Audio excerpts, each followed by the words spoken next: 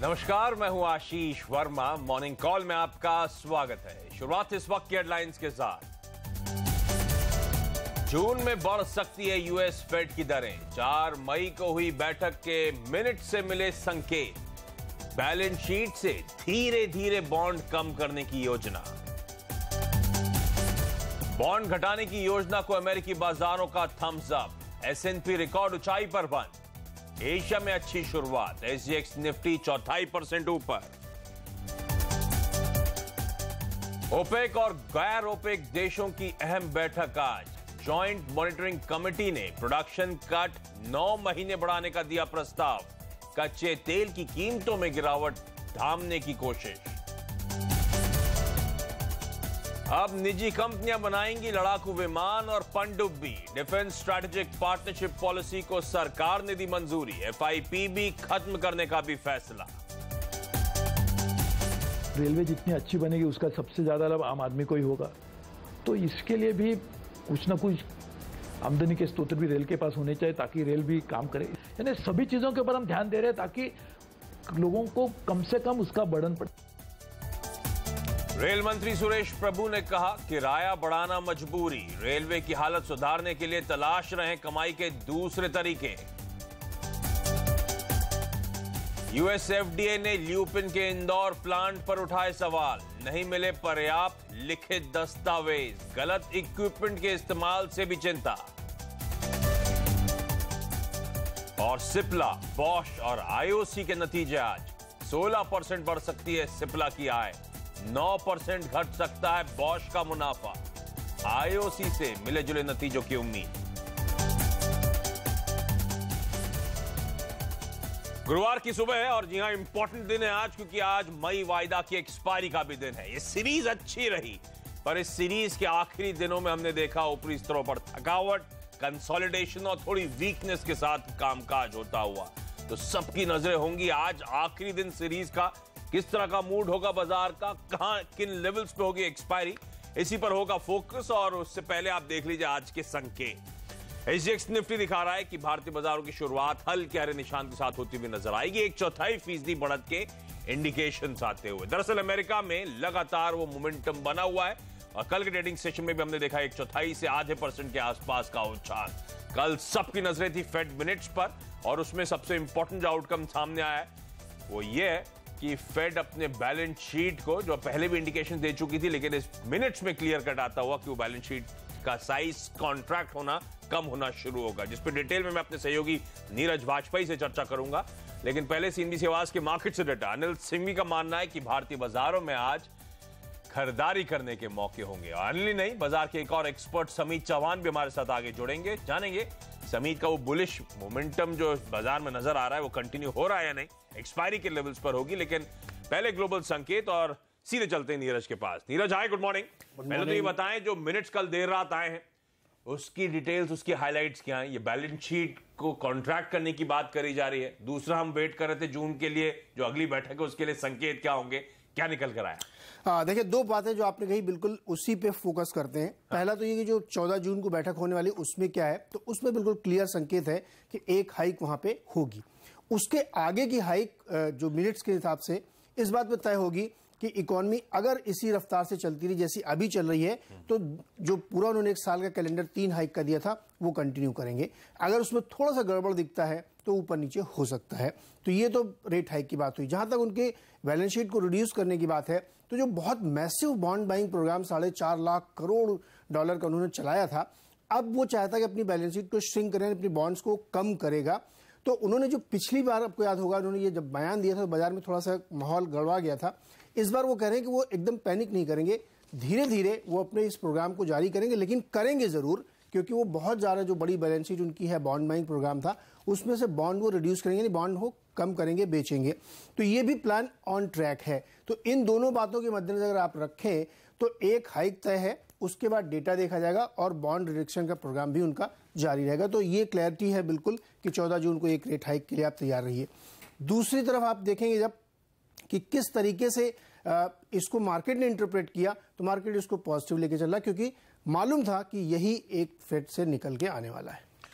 Okay, तो मैं देख रहा था जो एक्सपेक्टेशंस है 83% लोग मानते हैं कि अगली बैठक जो जून 14 को होने वाली है फेड की, उसमें ब्याज दरें बढ़ना ऑलमोस्ट तय नजर आता है, या फिर वो एक्सपेक्ट करें ब्याज दरें बढ़ेंगी। जहां तक बॉन्ड बाइंग की बात है, जो आपको याद होगा जो दिक्कतें आई थी अमेरिका में वो सब प्राइम के बाद, उसके बाद फेड ने खरीदारी करी थी बॉन्ड्स की। तो बॉन्ड्स की जो खरीदारी थी उस पोर्टफोलियो को कहा जाता है फेड की बैलेंस शीट, जो फिलहाल $4.5 ट्रिलियन पे खड़ी है। अब उसे यहां से रिड्यूस करने की शुरुआत करने वाला है फेड, और कहा जा रहा है $2.5 ट्रिलियन तक लेता हुआ जाएगा। तो दिक्कतें होंगी कि अब इजी मनी आपको नजर नहीं आएगा मार्केट प्लेस में। लेकिन नीरज, जब इजी मनी नहीं होगा, उसके बावजूद अमेरिकन मार्केट्स में रिकॉर्ड उच्चतम स्तरों पर कामकाज हुआ, मोमेंटम बड़ा स्ट्रांग देखने को मिला। तो बाजार को क्या ये क्लैरिटी पसंद आ रही है, एडॉप्टिव अप्रोच जो रख रहा है फेड, वो पसंद आ रहा है? बिल्कुल, एक तो क्लैरिटी पसंद आ रही है, उसको मालूम है कि रोड मैप क्या है आगे फेड का, और दूसरा जो सुधार हुआ इकोनॉमी में वो उसको सपोर्ट दे रहा है। तीसरा फैक्टर था जब ट्रम्प साहब आए तो उन्होंने बड़े बड़े ऐलान किए, और बीच में कुछ राजनीतिक झंझावात खड़े होते हैं लेकिन वो खत्म हो जाते हैं। तो लोगों का बिलीफ इस तरफ ज्यादा है कि इकोनॉमी ग्रो कर रही है और जो सुधार कार्यक्रम वो जारी रहेंगे, इस वजह से वहां कोई दिक्कत नहीं है। दूसरा, कल एक बड़ा रोल प्ले कर रहा था क्रूड, जो वियना में बैठक चल रही है उसका कल्मिनेशन आज होगा, और औपचारिक तौर पर यह तय हो गया है कि अगले 9 महीने के लिए प्रोडक्शन कट बढ़ा दिया जाएगा, जिससे कि प्राइस सस्टेन हो, और उनका ये मानना है कि 9 महीने वो लक्ष्य हासिल हो जाएगा जो वो लोग चाहते हैं। तो ये आज एक औपचारिकता है जो शाम को हो जाएगी। इसकी वजह से भी वहां पे एक तेजी बनी, क्योंकि बहुत सारी एनर्जी कंपनीज को ये दिक्कत थी, एक चिंता थी शेल वाली कंपनियों को कि कैसे ये आगे बढ़ेगा। तो वो एक सस्टेनेबिलिटी थी, क्रूड ने एक बड़ा बूस्टअप दिया।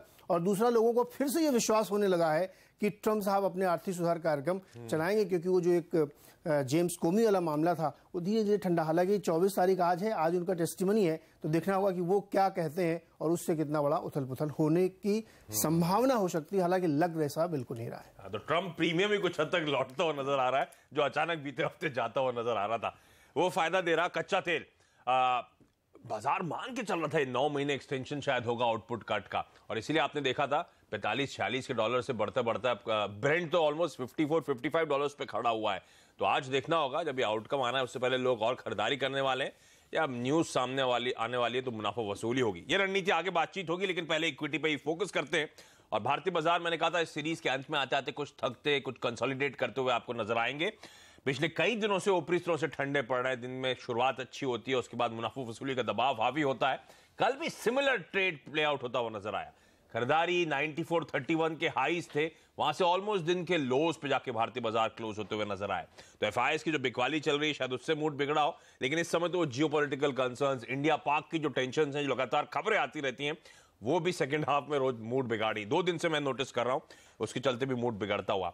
मूड असली बिगड़ रहा है ब्रॉडर मार्केट्स में। मिड कैप स्मॉल कैप्स का जो यूनिवर्स है, 0.25% कल मिड कैप इंडेक्स दबाव के साथ बंद हुआ, स्मॉल कैप्स में 1.25% के आसपास ही कमजोरी थी। तो वो पॉकेट अंडर परफॉर्म कर रही है और इसलिए मार्केट ब्रेथ खासी वीक है। 1:4 का रेशियो था कल, यानी कि 80% शेयर्स जितने भी ट्रेड हो रहे थे वो लाल निशान में कामकाज करते हुए नजर आए। अक्रॉस पॉकेट्स दबाव था, और कुछ heavyweights Larsen, Toubro, Hindalco, Tata steel, metals में, पीएसयू बैंक्स में बैंक ऑफ बड़ौदा, एसबीआई जैसे दिग्गज, फार्मा तो अक्रॉस फार्मा हमने देखा दबाव के साथ कामकाज होता हुआ। ये वो पॉकेट्स थी। हाँ, अगर मैं सिर्फ कैश मार्केट के आंकड़े देखूं कल एफआईआईडीआईएस के तो अच्छे लगेंगे। 5 दिनों के सेल ऑफ के बाद कल एफआईआईएस ने 80 करोड़ रुपए के आसपास की शुद्ध खरीद करी है, और डीआईएस की तरफ से भी बाइंग है ऑलमोस्ट 200 करोड़ रुपए के आसपास की। तो ऐसे में आज का सेशन कैसा पैन आउट होगा? सीएनबी सेवास के मार्केट सेनेटर अनिल सिंह भी अब मेरे साथ जुड़ते हुए। अनिल सर, ये सीरीज तो अच्छी चल रही थी, सीरीज का अंत आते आते थकती हुई नजर आ रही है, मूड बिगड़ता हुआ कुछ नजर आ रहा है। यह आखिरी दिन कैसा प्ले आउट होने वाला है? आज के लिए रणनीति क्या बनाऊं? क्या पिछले कुछ दिनों के जो शॉर्ट्स हैं कवर होने आने वाले हैं क्या बाजार में? संभावना तो है आशीष, क्योंकि ग्लोबल मार्केट सपोर्टिव है और डेटा भी सपोर्टिव है, और बाजार अपने अहम सपोर्ट लेवल के नजदीक है, जो कि अब 9300 का है। एक्सपायरी का दिन है और 9300 पर हाईएस्ट ओपन इंटरेस्ट है पुट में। तो जाहिर सी बात है कि जो कॉम्बिनेशन बन रहा है वो यहाँ पर सपोर्ट का बनता हुआ दिख रहा है। और ऐसे में वैसे तो ग्लोबल मार्केट्स मजबूत है तो शायद हम नीचे खुलेंगे नहीं, ऊपर ही खुलेंगे, लेकिन अगर नीचे खुले तो 9300, 9325 वो रेंज है जहां पर शॉर्ट कवरिंग भी कर लेनी चाहिए और फ्रेश खरीदारी भी करनी चाहिए। 9400 पहला टारगेट होगा और वो इम्पोर्टेंट भी होगा कि वहां पर बाजार टिक पाए। वैसे संभावना कम दिख रही है जिस तरह की पोजीशंस 9400 पर बनी है कि 9400 के ऊपर निकल पाएगा, लेकिन अगर आज के सेशन में सरप्राइज आना है तो वो शायद ऊपर की तरफ हो सकता है। और अगर एक बार 9400 के ऊपर निकलकर बाजार टिक गए तो फिर 25 से 50 पॉइंट की तेजी और बन सकती है एक्सपायरी के दिन। तो मेरा अंदाजा यह है कि एक्सपायरी शायद 9400 के आसपास होती हुई नजर आए, पॉजिटिव साइड पर दिखे, एक बेहतर सेशन हो सकता है। और वो मैं इसलिए कह रहा हूं क्योंकि कल वायदा कारोबार में भी अच्छी खासी खरीदारी एफआईएस की तरफ से हुई है। ट्रेंड तो वैसे कमजोरी का है, इसमें कोई डाउट नहीं, लेकिन जो कुछ भी कमजोरी की पोजीशंस बन रही है या फिर जो बिकवाली का दबाव है वो ट्रेडर्स की तरफ से है, न कि बड़े इन्वेस्टर्स की तरफ से। वो वेट एंड वॉच वाले मूड में है या फिर सेलेक्टिवली खरीदारी कर रहे हैं। तो मुझे लगता है कि निचले स्तरों पर बिकवाली करने से परहेज करना चाहिए। हाँ, अगर आप फंसे हैं ट्रेडिंग पोजीशन में तो आज एक्सपायरी के दिन आपको एक मौका मिल सकता है उछाल कर में, वहां पर बिकवाली करनी चाहिए। एक ही फैक्टर है जिसका अंदाजा नहीं जो बाजार का मूड खराब कर सकता है, वो बॉर्डर की टेंशन। अगर वहां पर किसी तरह की कोई खराब खबरें आती है तो दिक्कत की बात है, अदरवाइज ग्लोबल मार्केट से कोई दिक्कत नहीं।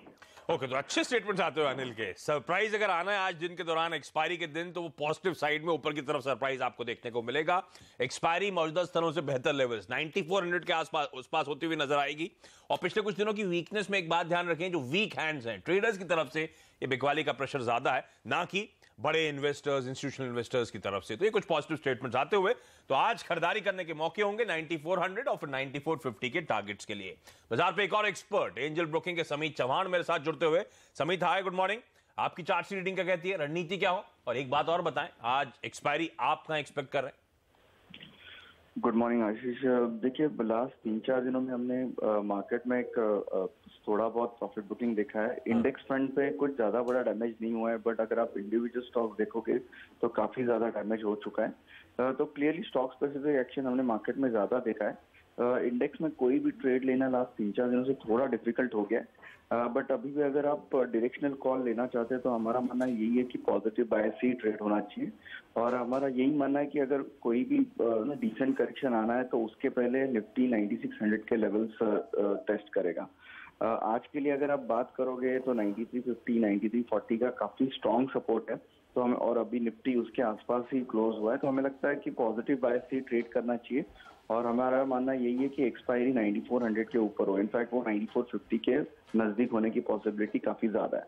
तो यहाँ पे बाय की सलाह होगी विद स्टॉप लॉस ऑफ 9330 और डायरेक्शनली 9500, 9550 के टारगेट्स रहेंगे। ओके, तो थोड़े से वर्ड ऑफ कॉशन आता हूं समीत का बहुत दिनों बाद। स्टॉक स्पेसिफिक अच्छी तगड़ी पटाई हो रही है, सच है, थोड़ा डिफिकल्ट हो रहा है इंडेक्स में ट्रेड करना, लेकिन समीत का मानना है कोई करेक्शन आएगा उससे पहले शायद 9600 तक के लेवल्स निफ्टी छूता हुआ नजर आए, उसके बाद कुछ मीनिंगफुल शायद करेक्शन आए तो आए। तो खरीदारी करने के मौके दोनों एक्सपर्ट्स मानते हैं। अनिल ने 9450 के टारगेट्स कहा था, समीत कहते हैं 9500 तक के लेवल्स के लिए आप दाव लगाएं। लेकिन समीत, आज के स्टॉक स्पेसिफिक आइडियाज? देखिए आशीष, पीएसयू बैंक्स में लास्ट 1-1.5 वीक में हमने अच्छा खासा करेक्शन देखा है, बट अब थोड़ा ब्रॉडर डिग्री से देखें तो अभी भी उनके चार्ट स्ट्रक्चर काफी पॉजिटिव है और जो करेक्शन आया है उसको हम पुल बैक मानेंगे। तो काफी अच्छे सपोर्ट के आसपास पीएसयू बैंक ट्रेड कर रहे हैं, जिसमें यूनियन बैंक का उसने कल अच्छी खासी क्लोजिंग दी है, भले नेगेटिव क्लोज है बट ओवरऑल हमें क्लोजिंग काफी अच्छी लगी है। 160 का लेवल उसने होल्ड कर पाया क्लोजिंग बेसिस पे, तो उसमें बाय की सलाह होगी। डायरेक्शनल कॉल होगा for a target of 176, stop loss 150 to 80। और 1-2-3 दिनों के लिए मारुति होगा जो काफी स्ट्रेंथ दिखा रहा है। ये रिसेंट करेक्शन में भी उसमें ज्यादा करेक्शन दिख नहीं रहा है, अच्छे खासी स्ट्रेंथ दिख रही है। तो 6820 के स्टॉप लॉस से उसमें खरीदारी की जा सकती है 6990 के टारगेट की। ओके, तो ये वो स्टॉक्स में दाव लगाने की सलाह होगी, निफ्टी में खरीदारी करने के मौके होंगे। बाजार के कुछ और दिग्गजों की टॉप स्ट्रैटेजीज आपकी स्क्रीन पर आएंगी। चॉइस ब्रोकिंग, आइडिया सेल्यूलर बेचने की सलाह है, 84 का स्टॉप और 70 के टारगेट्स के लिए अप्रोच करें। कल भी इस स्टॉक में खासा दबाव देखने को मिला था। मितेश ठक्कर.com का मानना है टाटा मोटर्स का डीवीआर खरीदें, स्ट्रॉन्ग नंबर्स आए थे, कल भी अच्छा आउट परफॉर्मेंस था और आज भी मोमेंटम शायद कंटिन्यू हो। 271 का स्टॉप, 290 के टारगेट्स के लिए। और डेरिवेटिव ट्रेडिंग रिसर्च.com का मानना है कि बीपीसीएल में खरीदारी करनी चाहिए, 695 का स्टॉप लगाएं और 750 के टारगेट्स के लिए। लेकिन चलिए, आज कौन से टॉप 5 शेयर्स रहेंगे फोकस में खबरों की वजह से, ये बताने के लिए मेरे साथ मेरे सहयोगी हेमंत भाई अब जुड़ते हुए। हेमंत भाई, गुड मॉर्निंग। मॉर्निंग आशीष। कौन से स्टॉक्स रडार पर है? आज रखिएगा रडार पर ONGC, IOC, HPCL, BPCL, oil marketing company, पूरा oil and gas pack, even offshore कंपनियों के ऊपर रडार पर रहेंगी। उसका रीजन है कि ओपेक की आज एक बहुत इंपॉर्टेंट बैठक होने वाली है। देखिए, इसने हमेशा इस कार्टेल ने सरप्राइज किया है, अब देखना होगा कि पिछली बार जो इन्होंने आउटपुट कट का करार किया था उसको आगे 9 महीने के लिए ये बढ़ाते हैं नहीं, उम्मीद पूरी है कि बढ़ा ले जाएंगे और उसके चलते फिर कच्चे तेल जो है वो उसकी कीमतें घटेंगी नहीं, बढ़ सकती हैं। भारत के लिए, इकॉनमी के लिए खराब खबर, लेकिन इन देशों के लिए एक अच्छी खबर मानी जाएगी। कंपनियों के ऊपर रिएक्शन फिर देखने को मिलेगा। तो इस इवेंट पर नजर है तो ऑयल एंड गैस पैक पर रखिएगा नजर। डिश टीवी इसके नतीजे कमजोर आए हैं तो यहां पर प्रेशर देखने को मिल सकता है। Fortis healthcare, Clarice life sciences, ये दो ऐसी कंपनियां हैं जिनमें विदेशी संस्थागत निवेशकों की जो सीमा थी वो 24% की थी और वो पूरी की पूरी कैप हो गई, यानी अब एफपीआई यहां पर नया निवेश नहीं कर सकते। तो सेंटीमेंट के लिहाज से नेगेटिव खबर। एचडीआईएल में देखिए एक गोल्डमैन सैक्स के पी-नोट में खरीदारी होती हुई नजर आई। अब देखना होगा उस पी-नोट के पीछे कौन था, कहीं खुद प्रमोटर्स तो खरीदारी नहीं कर रहे या कोई और फंड तो नहीं खरीदारी कर रहा। बहरहाल ये कल डील होती हुई नजर आई और कल देखिए एफएनओ के बैन से बाहर आने के बाद ये शेयर थोड़ा सा स्टेबल था। पिछले 3-4 दिन जमकर पिटाई इस स्टॉक में होती हुई दिखी थी। इसके बाद सिंटेक्स पर रखिएगा नजर। देखिए डीमर्जर की पूरी रूपरेखा सामने आ चुकी है और अब कल क्या हुआ है, कल क्रेडिट स्विस और मेरिल लिंच ने 104 और 105 रुपए के भाव पर करीब 33 लाख शेयर क्रेडिट स्विस ने और करीब 30 लाख शेयर मेरिल लिंच ने बेच दिया, यानी तो डिलीवरी बेची गई है। देखना होगा खरीदारी किसने दरअसल करी है।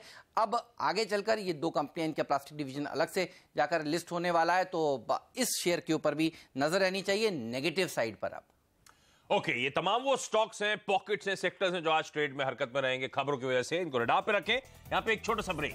रिजल्ट्स के लिहाज से एक इंपॉर्टेंट दिन है। निफ्टी की 3 कंपनी सिप्ला, बॉश और आईओसी अपने तिमाही रिजल्ट्स घोषित करेंगी। क्या एक्सपेक्टेड है? सोनम और वरुण मेरे साथ जुड़ेंगे और साथ साथ कमोडिटी मार्केट्स में आज कैसे होगी कमाई ये बताऊंगा ब्रेक के बाद।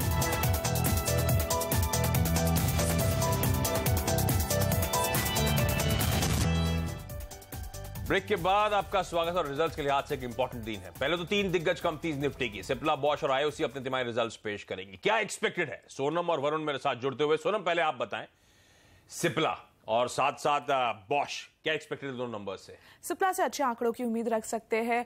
मार्जिन्स और पैट में पिछले साल के एक लो बेस के कारण आपको एक जबरदस्त बूस्टअप देखने को मिलेगा साल दर साल, लेकिन बेसिक या फिर एडजस्टेड लेवल्स पे बेहद ही स्टेबल दिखाई देंगे आंकड़े। ओवरऑल परफॉर्मेंस एक्सपोर्ट फॉर्मुलेशन से ही आता हुआ दिखाई देगा। साथ ही कंपनी ने यूएस मार्केट में जो एक्विजिशंस किए थे वहां से ही परफॉर्मेंस आता हुआ दिखाई देगा। साथ ही जो मार्जिन्स का रेंज है वो 16 से 19% के बीच दिखाई दे रहा है। बॉश के केस में बेहद ही स्टेबल आंकड़े दिखाई देंगे।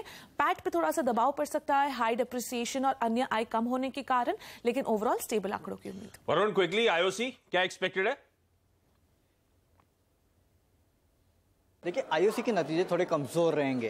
क्वार्टर ग्रॉस रिफाइनिंग मार्जिन्स में कमी आएगी। इस बार ये $6 के आसपास आ सकते हैं। वहीं जो रिफाइनिंग थ्रूपुट है वो फ्लैट रहेंगे। और आपको याद होगा डिमोनेटाइजेशन के समय ऑयल मार्केटिंग कंपनीज ने काफ़ी डिजिटल डिस्काउंट्स दिए थे, तो कहीं ना कहीं उसका भी दबाव आएगा इस बार कंपनी के नतीजों में। नेट सेल्स में करीब 6-6.5% के आसपास की बढ़ोतरी होगी और मुनाफे में महज 1.5% के आसपास की बढ़ोतरी होगी। 4050 करोड़ के आसपास ये आ सकते हैं। पैराडिप रिफाइनरी को लेकर मैनेजमेंट की क्या कमेंट्री है ये जानना काफी इंपॉर्टेंट और इंटरेस्टिंग होगा। ओके, तो ये तीनों नंबर्स और ये प्रीव्यूज आपकी स्क्रीन पर आते हुए इन तीनों नंबर्स को रडार पे रखें। लेकिन कमोडिटी मार्केट्स में क्या स्ट्रैटेजी हो? एसएमसी कॉम्प्रेट की वंदना भारती अब जुड़ती हुई। वंदना हाय, गुड मॉर्निंग। इंपॉर्टेंट दिन कच्चे तेल के लिहाज से मैम, रणनीति क्या होगी? आशीष, बहुत इंपॉर्टेंट है यहाँ पे और मुझे लग रहा है कि जिस तरीके से उम्मीद है कि फिर से मार्च 18 तक यहाँ पे प्रोडक्शन कट को कंटिन्यू रख सकते हैं, तो क्रूड में ऑलरेडी अपसाइड आ चुका है, डिस्काउंट हुआ है काफी हद तक। मुझे लग रहा है कि आज एमसीएक्स क्रूड की बात करें तो मुझे लग रहा है कि 3400 तक ये कमोडिटी जो है वो जा सकती है, तो बाय करके चले, लेकिन काफी वॉलेटाइल होगी तो स्ट्रिक्ट स्टॉप लॉस जो है 3300 का वो लगा के यहाँ पे चलना चाहिए। और इंटरनेशनल मार्केट में मुझे लग रही है कि प्राइसेस जो हैं वो 60 से 70 सेंट्स और ऊपर की तरफ जा सकते हैं। और साथ में डॉलर इंडेक्स जिस तरीके से नीचे सेट कर रहा है वो एक अनदर सपोर्टिंग फैक्टर है क्रूड काउंटर के लिए। तो कच्चा तेल खरीदारी करने के मौके होंगे आज जो अहम बैठक है उससे पहले 3400 तक के टारगेट्स के लिए अप्रोच करें। और इसके अलावा मैम कोई और स्ट्रैटेजी आज के लिए? मुझे लग रहा है कि बुलियन काउंटर में सिल्वर काफी अच्छा परफॉर्म कर रही है, काफी दिनों बाद ये बॉटम आउट हो रही है यहाँ पे और गोल्ड को आउट परफॉर्म कर सकती है। तो सिल्वर में मुझे लग रहा है कि एक बार बाय करके चलना चाहिए। यहाँ पे 39,900 के लेवल पे भी अगर हम बाय करते हैं तो मुझे लग रहा है कि 40,400 का एक टारगेट 1 से 2 ट्रेडिंग सेशन में यहाँ पे आ सकता है। स्टॉप लॉस 39,700 का होगा। इंटरनेशनल मार्केट में $17.1 का एक काफी अच्छा रेजिस्टेंस है। जिसके ऊपर ये कमोडिटी अभी ट्रेड कर रही है। तो मुझे लग रहा है कि अगर इसके ऊपर क्लोजिंग हो जाती है वीकली तो फर्दर ये स्ट्रांग हो सकती है कमोडिटी। ओके, तो कच्चा तेल और चांदी दोनों खरीदारी करने के मौके। मैम, सुबह से वक्त निकालने के लिए आपका धन्यवाद। और यहाँ पे एक छोटा सा ब्रेक। सोनम स्टूडियो में बनी हुई है मेरे साथ। ब्रेक के बाद उनसे जानेंगे ब्रोकरेज हाउसेस के रडार पर आज क्या है।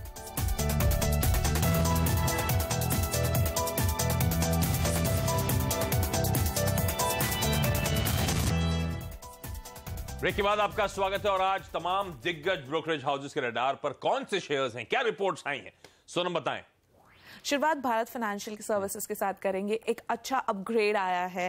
क्रेडिट स्विस ने अपग्रेड किया है भारत फाइनेंशियल को, न्यूट्रल से अब आउट परफॉर्मेंस की रेटिंग दे दी है, लक्ष्य को भी बढ़ा दिया है, 760 से लक्ष्य को बढ़ाकर 800 कर दिया है। उनका मानना है हाल ही में जो स्टॉक में करेक्शन आया है वो एक अच्छी अपॉर्चुनिटी है स्टॉक में एंट्री लेने के लिए, क्योंकि सही वैल्यू दिखाई दे रहा है स्टॉक में। CLSA ने लुपिन को डाउनग्रेड कर दिया है नतीजों के बाद, जहां पे 22 से अब आउट परफॉर्मेंस की रेटिंग दे दी गई है और लक्ष्य को भारी तौर पर घटाया है, 1760 से घटाकर 1350 का लक्ष्य कर दिया है। उनका मानना है जो कॉम्पिटिटिव प्रेशर है, रेगुलेटरी प्रेशर्स है, वो US जापान में बने रहेंगे और उसके कारण वित्त वर्ष 2018 लुपिन के लिए काफी चैलेंजिंग रहेगा।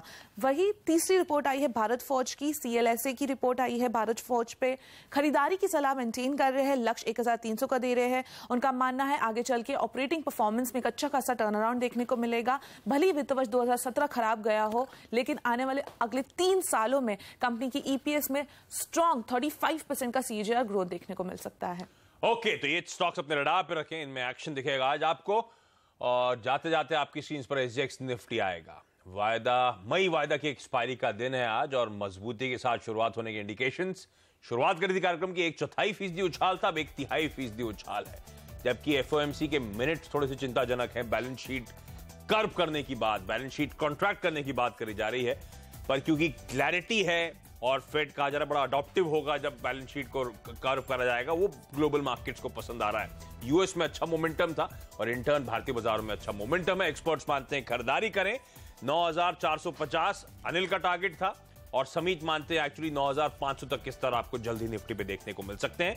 तो इंडेक्स के लिहाज से इस समय कोई दिक्कत नहीं, खरीदारी करने के ही आपको मौके ढूंढने चाहिए। लेकिन चलिए, मॉर्निंग कॉल में आज के लिए इतना ही। यहाँ पे वक्त तो चला एक छोटे से ब्रेक का। ब्रेक के बाद आज इस ऑल इंपॉर्टेंट दिन स्टॉक स्पेसिफिक आइडियाज कौन से ये बताएंगे आपको स्टॉक 2020 में। नमस्कार।